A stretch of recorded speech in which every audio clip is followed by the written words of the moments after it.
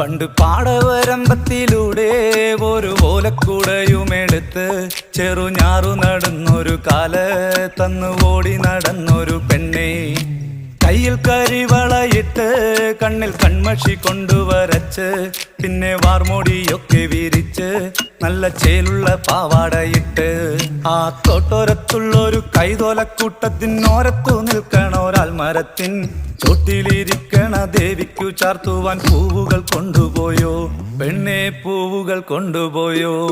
പണ്ട് പാടവരമ്പത്തിലൂടെ ഒരു ഓലക്കുടയുമെടുത്ത് ചെറുഞാറു നടന്നൊരു കാല തന്നു ഓടി നടന്നൊരു പെണ്ണെ.